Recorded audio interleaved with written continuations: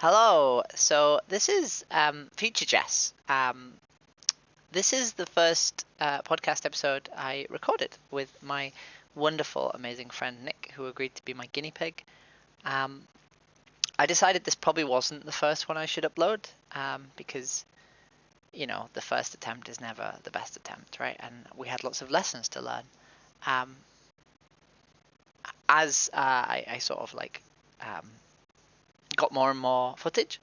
I wanted to go back to this one, and I wanted to record another segment at the end with Nick, actually, because they just did something really cool. They just went to a convergence in New York, and they did loads of pressure campaign stuff, and they really enjoyed it. And then we never, unfortunately, found time to record that because I've been dealing with stuff, and yeah, so I just wanted to preface this with saying that, Nick is an amazing, wonderful human being, and I'm so incredibly proud that they agreed to be my first podcast guest and to do this with me.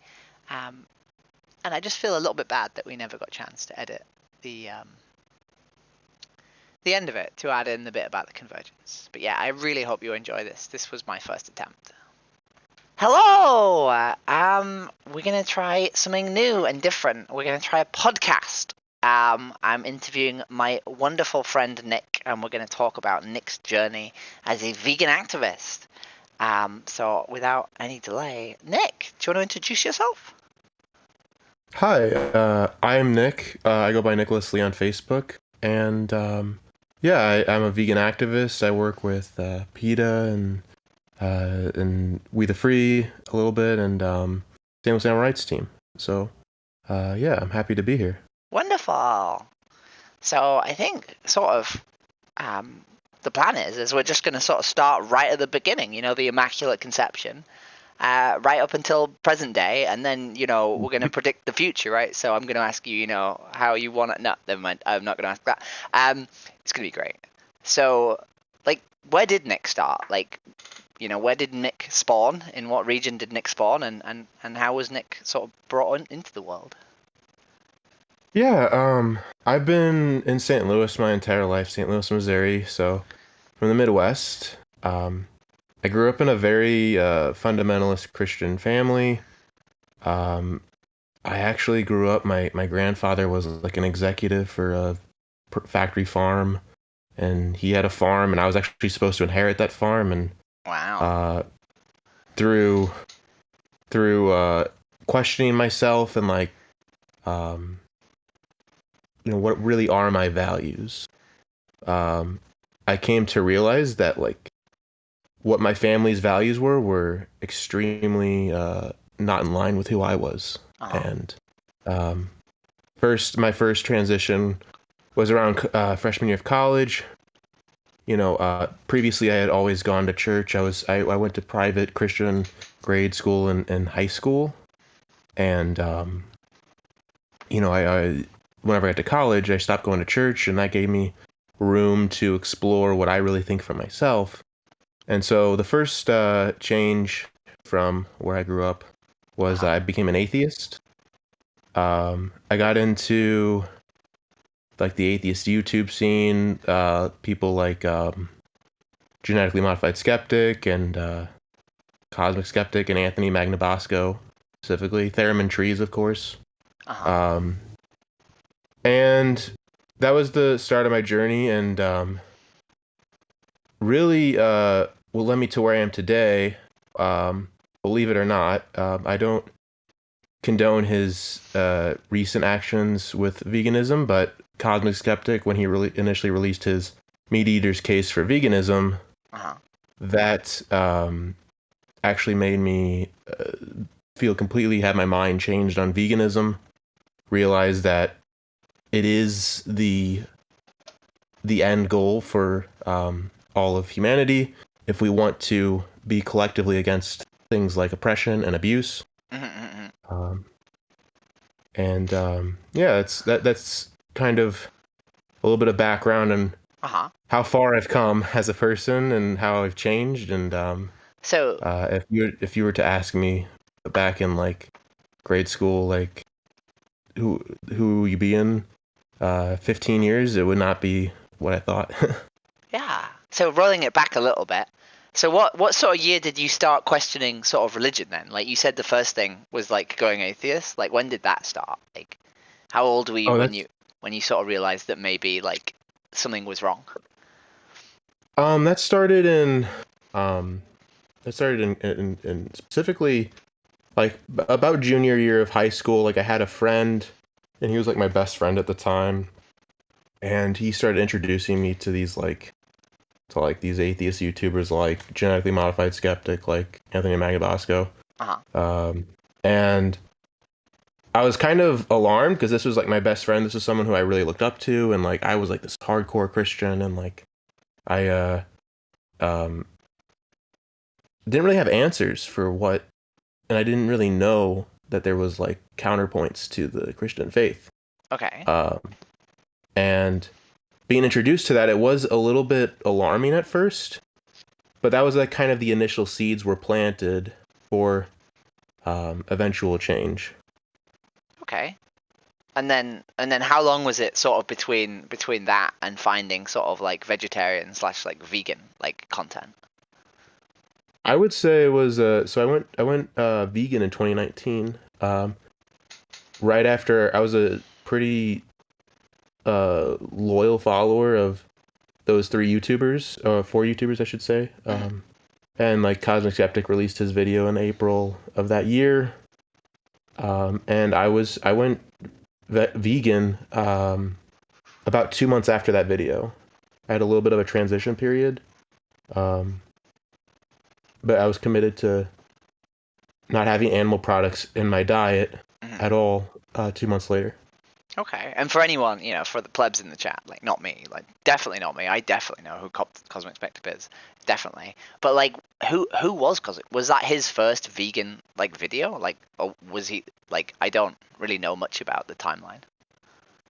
Yeah, so Cosmic Skeptic had his initial sort of videos were all about like sort of morality, philosophy, and and religion, Uh huh. and the intersection between those. And he was coming at it from the perspective of I'm going to try and educate myself as much as possible on these religions to give myself a chance to convert, and we'll see if it ever happens. And like I think that's an honest way to engage with that particular topic.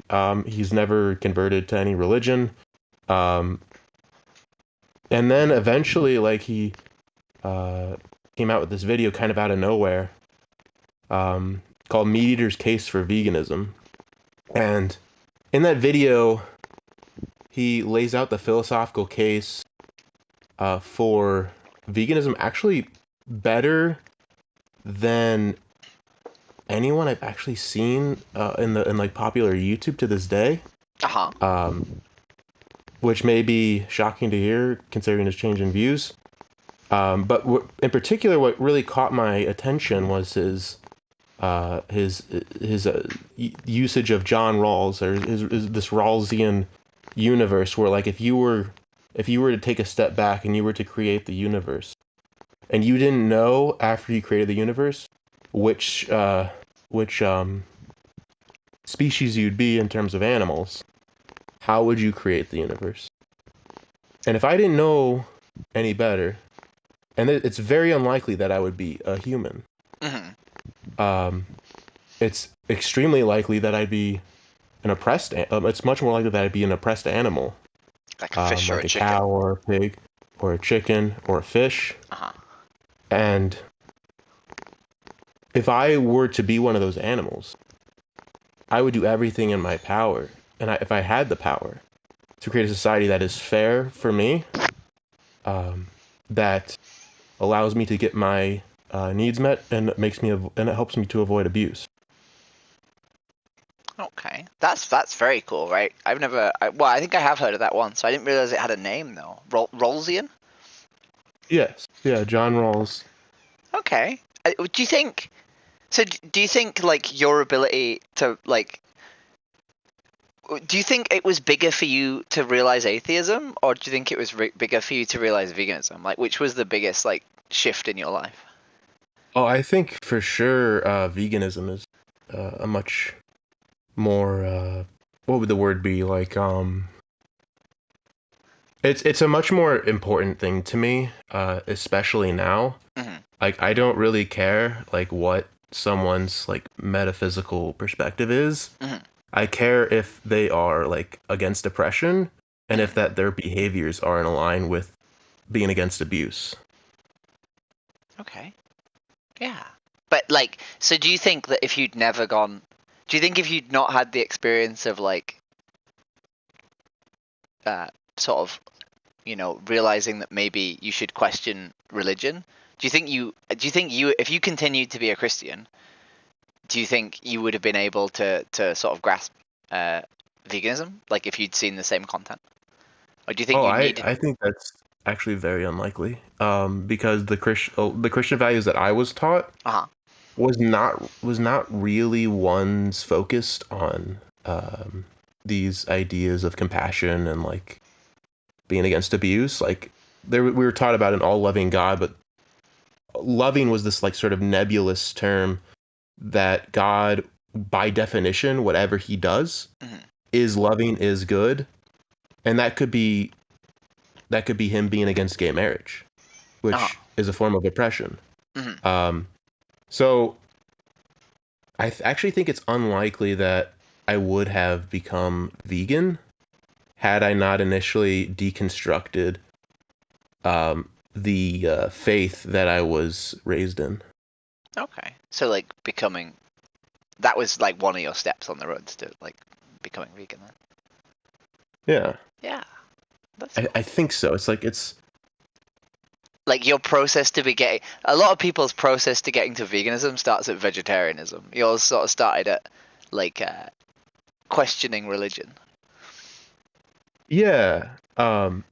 And additionally, there was like a content creator that like brought up the idea of like within the atheist sphere, and he was not th- so before Cosmic Skeptic released his video, Uh-huh. I was interested in the idea of Jainism Okay. as like this example of like a religion that was relatively speaking like much more against oppression than something like Christianity, Uh-huh. fundamentalist Christianity, I should say. Hmm. Um, and I heard that they were like many were vegan, all were at least lacto vegetarian, I believe.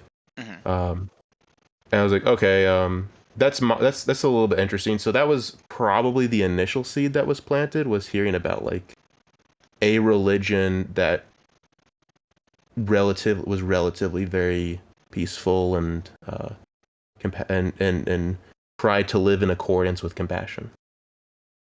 Okay. Would you say that would you say now you are a spiritual person, or would you say that? Um, I think spiritual is a can be a confusing term.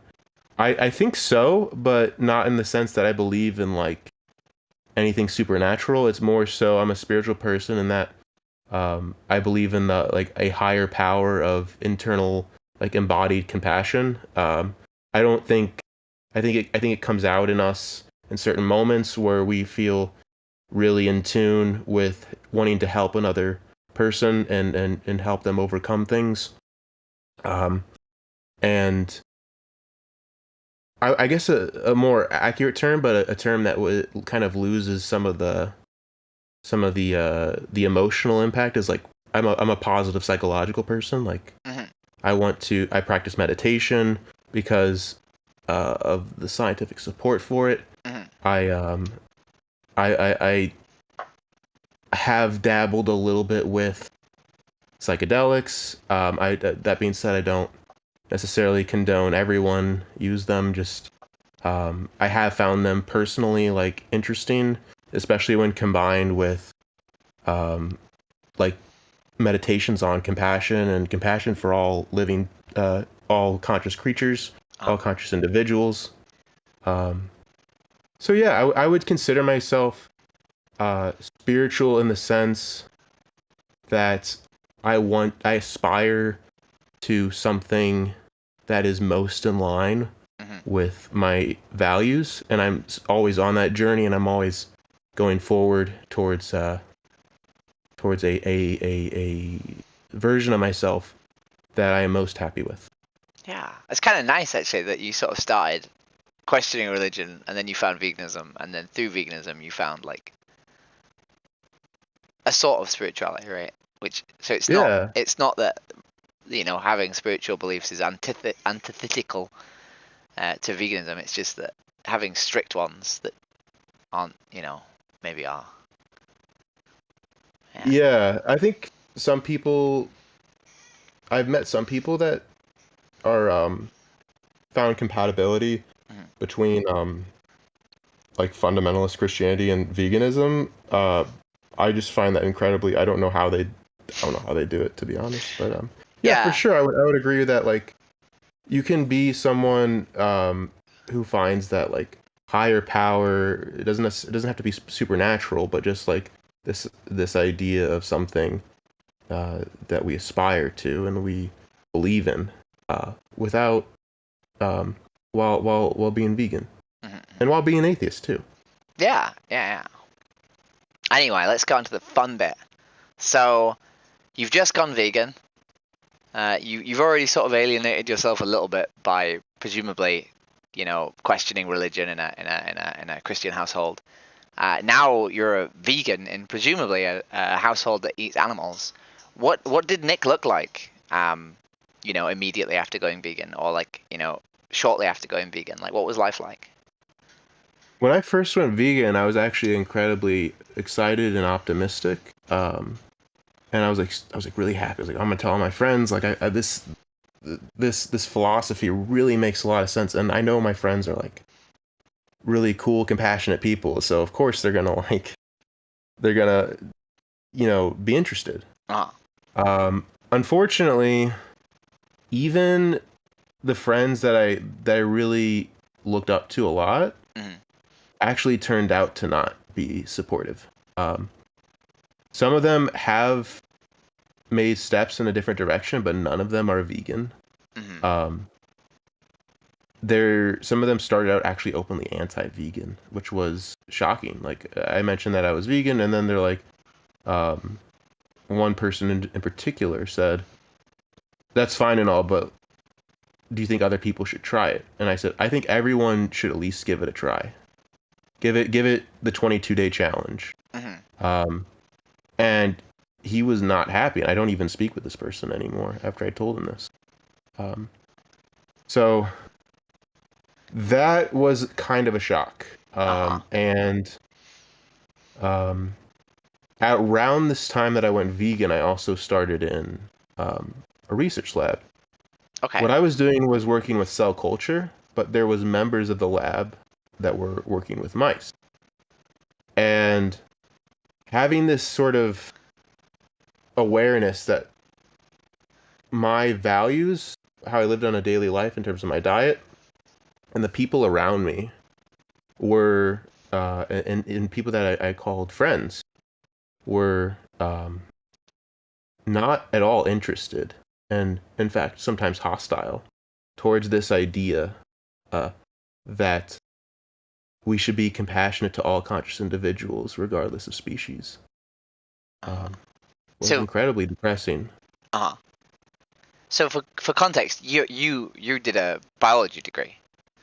I studied biochemistry. Yeah, I have a couple degrees, two in biochemistry, and one I'm finishing up in data science. Uh-huh. And then you got a job in this lab where they were doing, some sort of what research? Like some sort of It was biological? Alzheimer's research. Yeah, it was Alzheimer's research. Oh, okay. And as Um, part of Alzheimer's research, they were testing on animals.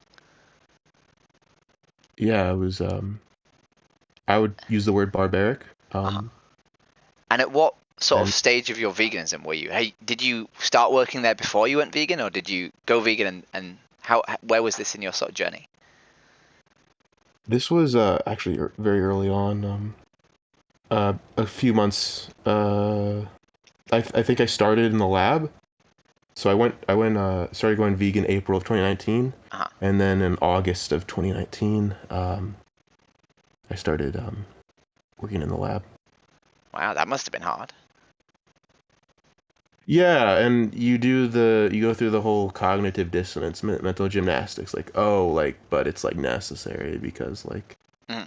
the I think cost benefit analysis, utilitarianism, whatever you want to call it, is definitely has value sometimes. Mm-hmm. But I think in this case, I was using this cost benefit analysis to excuse what my colleagues were doing with regards to animals and Mm-hmm. in the scientific setting. Mm-hmm. And then, so what about? So that was immediately. Like, what about? How long did it take you to sort of find activism? I suppose to find community, to find some people, and how did you end up getting there? Yeah. So like I said, it was depressing to become vegan and have the shock that like literally no one was like that in my life at that time was like moved by Mm-hmm. what I had found. Um, and that continued for about 3 years. And then I believe in 2022, somewhere in 2022, I found vegan Discord. I actually found vegan Discord because I had called a hotline Mm-hmm. um, because I was incredibly lonely and depressed because I just didn't know that there was like a vegan community within my city and like a vegan community in general Mm-hmm. um, to be friends with. And so I called there very distraught. Mm-hmm. And the person on the hotline actually went like, you got to find your group. You got to find a community. Mm-hmm. And that turned out to be probably the most pivotal advice and like where I would eventually end up and being very happy. Uh-huh. Um, so I found vegan Discord. I was originally on a vegan sort of debate server, and I found some cool people there. Some people that I still talk to and I've met in person. Mm-hmm. Um, and that was interesting for a while. Uh, I think you really learn I learned some of the science regarding the environmental and health studies Mm-hmm. from there. Mm-hmm. Um, but eventually, I found myself most at home when I found you know the server Vegan Dating Lounge, which is kind of a dating server in name alone. I mean, there are aspects of it, but really what it is it's a server of like-minded people that are committed to like intersectional ideas, being against oppression of all conscious individuals, regardless of species, Mm-hmm. and just supportive of each other and each other's unique journey. And getting back to your question about activism, It's okay. um, yeah, I found activism because I was questioning whether or not I was of value to this world, Uh-huh. and you actually inspired me to do activism to answer that question with a solid yes. And so I got a hold of We the Free because I was not really aware of other groups at the time that Uh-huh. were doing street activism, and became an organizer. Um, and yeah, through organizing, through We the Free, getting more involved with St. Louis Animal Rights Team, and eventually doing activism with PETA, I found a very strong community, a very strong sense of purpose, a Uh-huh. very strong sense of valuing myself and loving myself even. And it's led to me. Activism has led to me being the happiest I've ever been, Mm-hmm. um, and that transition to being a very depressed person to being an incredibly happy person actually started was really pretty quick. It started in November of 2023, and Mm-hmm. now it's approaching May of 2024. I feel like you glossed over that. Like I didn't, I think I'd love to sort of dive back into your journey, right? Because it didn't just start with you like starting a We the Free chapter, right? Like we met on VDL, Yeah. But we also met on Vegan World, right? And like you didn't start doing activism in person first, right? No, no, I did a lot of online activism. Hmm. Now, being involved in in-person activism, I can confidently say that online activism is Uh-huh. definitely useful, Uh-huh. but Uh-huh. the amount of reach you have with online is far less. Uh-huh. But I did start with online activism, doing really long debates on philosophy and free will and ethics, especially, and what obligations we do and do not have to ourselves and others. Yeah, so was that mostly Amigo, or was that Stages, or what was that?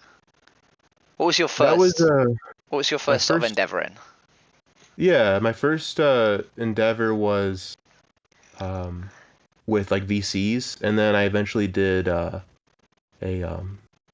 some stages on Vegan World, uh, and So yeah, VCs those are are my, VCs are voice chats, and Stages are like a voice chat where people can come up and talk to you, and then you can send them down and more people can come up, and it's like you do voice chats to one person at a time, one after another and after another. Sorry, please continue. yeah, and that was, I think that at the time I thought it was like the best. Like I didn't know that there was like in person stuff. I kind of was aware of like protests, but I didn't know there was actually like outreach and like vegan advocacy that you could do in person.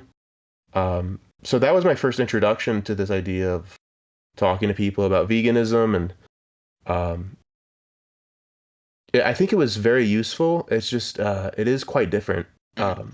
than doing in person stuff. Yeah, and then I think we met sort of on VDL, and I was doing online activism as well. And I'd sort of just started getting into like real life activism a little while ago, and I was telling everyone to do it, right? Because I there was a few other people on the server who also did real life activism, um, and I was sort of telling everyone to go and do it. And I think we had a conversation.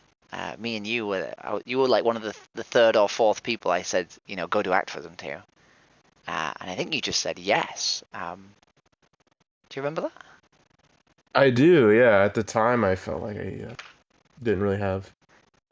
I didn't really have much to lose Uh-huh. because I wasn't. I didn't really have like strong sense of purpose. I didn't really think. I appreciated that I was vegan, but I really didn't feel like I had a good direction, a good sense of direction of where I wanted to go, um and helping the world.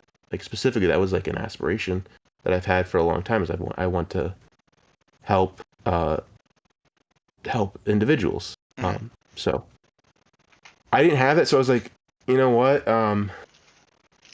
Jess is someone who I look up to, and I still do a lot. And I want to take her advice and try this. Hmm. And so I went out and I like did like solo activism. I like had like a big. I had my whiteboard, and there was like, it's hard at first because like you're trying to find your groove. So I was a little messy for some of these solo activism events, but I did end up having some really interesting discussions like in the midst of the messiness that inspired me to like, this is something that I really want to do, and I really want to try and convince other people to do. So I did some kind of like very bold um, uh, PR stunts for like Facebook. At this time I was starting to connect with some of the St. Louis vegan community, Uh-huh. and like I went outside of a hockey game by myself uh, in downtown St. Louis for to do advocacy by myself. So not something I'd probably do again, but I'll tell you what, like a couple weeks later, I was doing activism with other people Uh-huh. on college campuses. So um, I think it was. I think it was beneficial. I think it helped people that want to get involved. I remember I don't remember like it perfectly because it was very busy for me at the time, but I remember one of the first things I told you to do was there was a dog protest, and I think you tried to find it and couldn't find it. Um, Yeah, that was disappointing. Because I was really excited to meet some of the community for the first time. uh-huh. Um, they had two Petland locations. Like they were doing puppy mill protests. Unfortunately, Missouri is absolutely probably the worst on puppy mills. Like there was literally a bill that would make um, that was proposed to the legislative branch in Jefferson City Uh-huh. to allow breeders that had multiple violations to continue to operate as breeders um, as a puppy mill. Uh-huh. So Missouri is a very behind on their animal rights. Mhm. So this was something that I really wanted to get involved with, but like there was two locations, and I went to the wrong location, and it was also pouring rain. um, so I didn't end up meeting anyone, and I ended up being there by myself. I didn't like because it was pouring rain. I didn't do too much Uh-huh. activism, um, but it was kind of the first time I committed to something to go to an event that was activism, Uh-huh. and I think that was a stepping stone for what was later to come. Yeah, and I spoke to you after that, and I remember you saying that you went and you couldn't find the event, and I genuinely expected you to just never take my advice and never try find an event ever again. Um, but you didn't. Like you went out again, and I don't know, I can't remember, but a little time after there was the solo activism event where you were giving out beer. I think that's another memorable one I remember. What happened with that That's one? true. Yeah, it's true.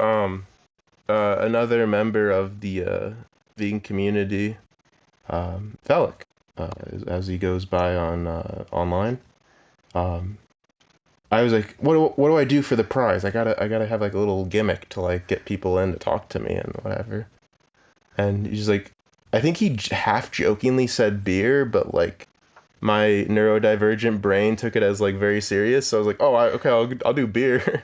uh, and so I went out, and like I had like this case of beer or whatever, and it was like good beer too. It was like brewed by like a small shop in St. Louis It called was like it Urban was vegan beer Chestnut. as well, right? Yeah. Yeah, it was all vegan. Yeah. Yeah. Um, and yeah, I had a couple of good conversations this day. Really, it's kind of interesting because if I only had like a couple, like one or two, like really good conversations, but that was enough to like propel me. Like this is something that I really enjoy. Like just being out there for an hour and a half, and like even though most people pass by without a second thought, Hmm. um, the people that did engage kind of like lit a little bit of a fire. Yeah. And at this point, you were doing it on your own, right? Yeah. Yeah, and you were doing it on your own because you didn't. I couldn't find any of the groups that I knew existed, and we'd not looked for the local ones. So to like, neither of us knew that your local active animal rights scene actually existed. And I think I'd convinced you to sign up for We the Free, but they were like, "Oh, you need to run 3 events." So you were currently trying to run your events. But how did you actually end up meeting other vegans then? Because I don't think I know this story. Like, how did you actually end up meeting the other members of the animal rights community? Yeah. Well, the St. Louis Animal Rights team had a potluck that I attended, and I met some people there. And then eventually, the St. Louis Animal Rights team had a fur free Friday protest, Hmm. and I actually met someone who had tried to start a We the Free chapter in St. Louis previously Hmm. at this event. His name was Joseph, and he's currently my co-organizer for St. Louis Vegan Activists. Uh-huh. Um, and he introduced himself to me. He said, "Oh, hey, like we should try and get this running. I've seen some, I've seen you are involved with We the Free, and I'd love to try and like do college campus outreach or college campus activism sometime. And from there, once I found a co-organizer, he was connected to. He was pretty familiar with a lot of the St. Louis vegan community, Mhm. and we were able to get some events going, like with several people. First event we did was the Ice Festival, and there was a little. That was a introduction to kind of like finding our groove. I met someone who was actually really prevalent on the Discord, online Discord vegan activist scene. It just happened to be in my city, and they showed up to an event, Mhm. and now we're really close friends. And after that first event, we started having it kind of on a regular basis. To now, where we, on a good month, we have about 5 events a month. Sometimes one time when PETA came to town for a couple weeks long demonstration, Mhm. we had like eight or nine Wow, events a month. that's bonkers. Yeah, yeah. That's It's very been really impressive. rewarding. Yeah. So, do you now organise with the three of you then? I think there's three of you who co-organise St. Louis Animal Rights, Vegan Animal Rights. What's the one you run Yeah, called? St. Louis Vegan Activists. I would call it St. Louis Vegan Activists. We have done different events with different groups, PETA, Start, and We the Free, Uh huh. and so I just like the general term St. Louis Vegan Activists or St. Louis Animal Rights Activists or uh, something like that. And Slara is way better than Slava. I like Slara. Sorry, please continue.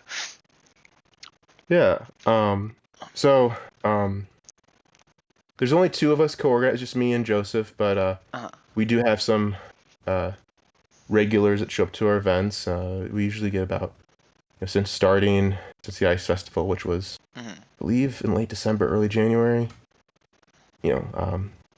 We usually have like at least 3 and up to 6 or 7 people at college campus outreach Wow, events. Yeah, that's good. 7 is good. yeah. So, and so, what's the difference now then? So, like, when you first went vegan, compared to now, compared to current Nick, like, Yeah. What's the difference? yeah, like, so when you first went vegan and you were sort of lonely and you didn't like have any of that, and then you sort of were looking for it on the internet, and now you're immersed in it, like how is it? How has it changed your life? Oh, it's kind of beyond words, but been extremely rewarding and fulfilling and in like a very profound way. Um, it's I had I haven't been I had very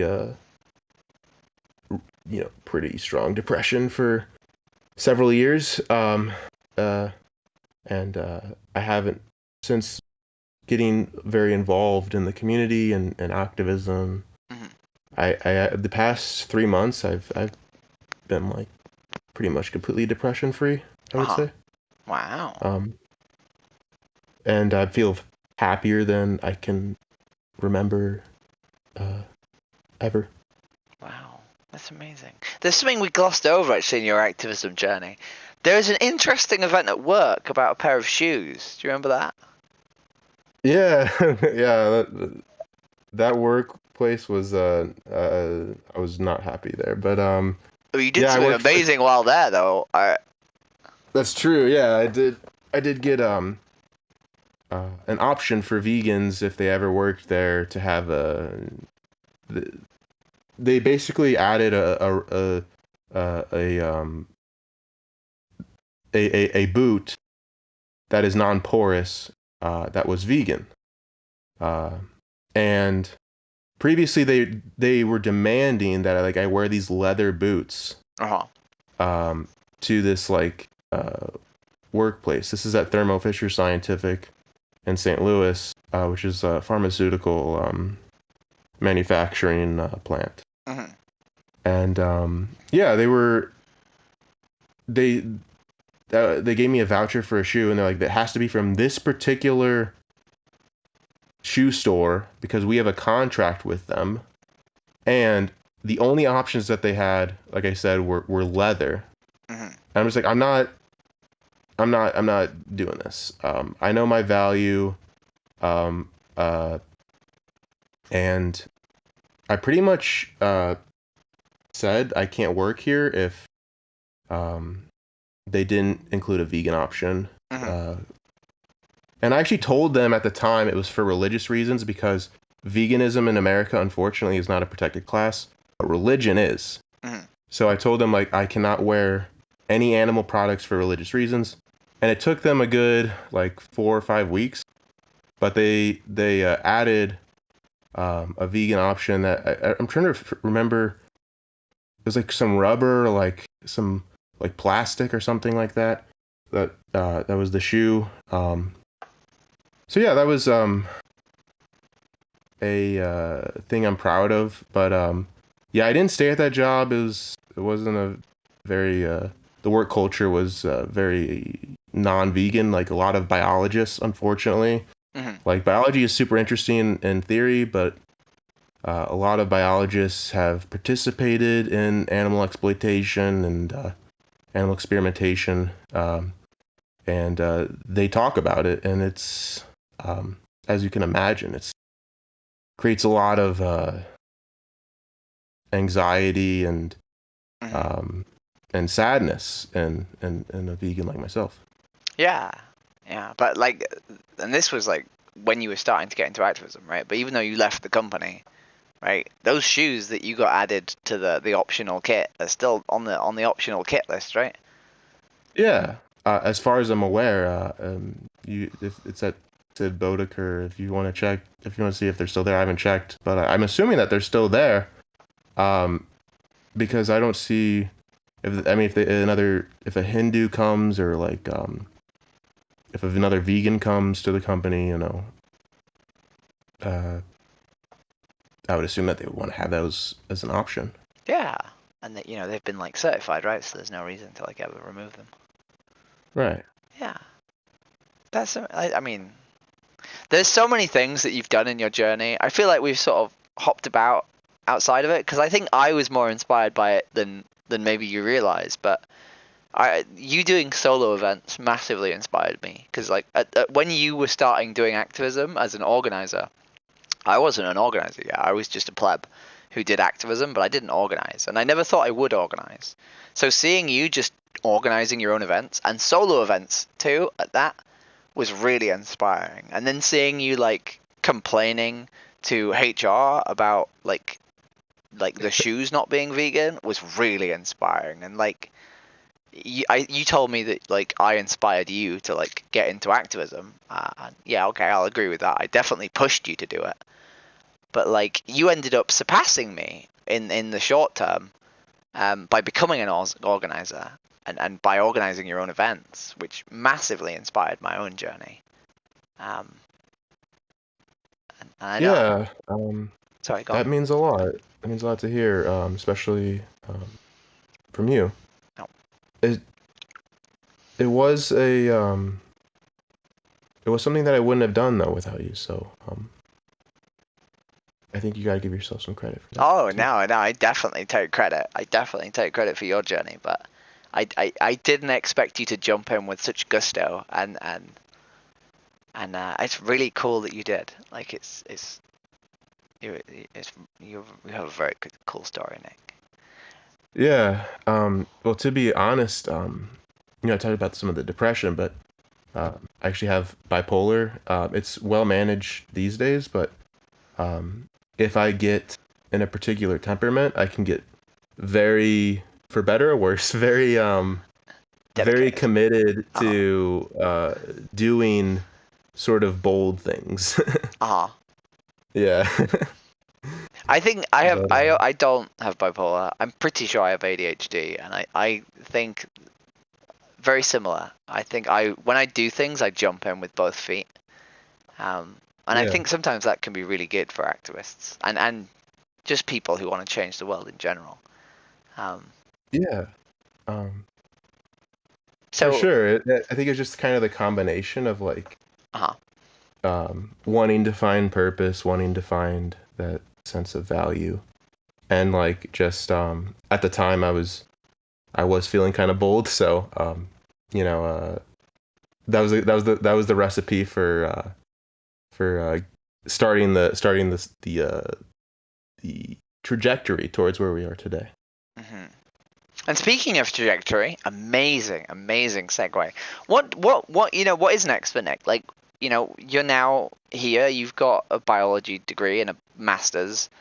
You are an organizer for one or two different groups. You run regular activism events. You have quite a lot of outreach experience. You have, to some extent, corporate pressure experience. Um, you know, what does Nick want to do? Like, what's the future for Nick? Yeah. Well, ideally, I think where I can do the most good is with scientist role in an animal rights organization, advocating for the transition away from animal abuse, animal exploitation, towards more effective and less cruel methods. I just got connected to the CEO of Allied Scholars for Animal Protection, Hmm. and I also applied for a PETA position in a scientist role. And those are my focuses now. I'm kind of, scraping by in the meantime, but I'm committed to making that work, to educating myself to get a role in those positions, Hmm. because I know that's not that's where I could do a lot of good. Yeah. Yeah, I think I think it's weird, right? Like when I started doing activism um, a year and a half ago, I didn't really have anything on my CV, and then 3 months in, I had 3 months of activism on my CV, and then 6 months in, I had 6 months of activism. But then 9 months, I had 9 months of activism, but 3 months of organizing, right? And then I started doing loads of other random things, and my CV just got bigger and bigger and bigger and bigger, right? And now it feels like I'm just destined to get a job in animal rights activism, right? Because like I'm throwing myself in there and I'm doing all the stuff. Um, and I think you probably are on a similar like trajectory, right? Like you are literally jumping on every single opportunity to do activism at the minute, right? Yeah, yeah. I'm very happy with myself for that, and I think um, it's it doesn't hurt that I really enjoy it, and I especially enjoy um, like educating people and like exploring their own thoughts, and um, that in combination with the good it does is like a is what motivates me. Uh huh. And like would your dream job be in something that uses your sort of biology sort of knowledge? Like, would it definitely be in science, or can you see yourself ever doing anything outside of science? Oh, sure. Yeah, I would be happy to do like do outreach on exhibits, do be a organizer for like a demonstration with a particular animal rights group. I'm open to anything. Uh huh. It's just um, I think the stars would most align for me personally, and like my own journey Uh huh. and passion would with a role that would be um, working with someone I hope you talk to later, Yurdas, like on these scientific endeavors to do biomedical research Uh-huh. without the cruelty, without the exploitation, and like talking to like I think it'd be incredibly rewarding to do something like going to a campus, like a bioethics like class, Uh-huh. and talking to them about like these are the options that we have right now: computational models, organs and bodies on chips, organoids, and none of these involve the exploitation and cruelty towards a conscious individual. And yeah, that's just kind of my most. That would be the perfect job. But anytime I'm like helping conscious individuals, non-human animals, I'd be happy. Amazing. Hello, it's Future Jess again. I actually asked Nick a pretty dumb question at the end, and they sort of just repeated something they'd said earlier in the podcast. So I decided to chop it out. But I sort of wanted to end because, unfortunately, I couldn't get Nick in time. I've been struggling with podcast content, and I couldn't get Nick again to just speak about what they have been doing, and I really wanted to do that.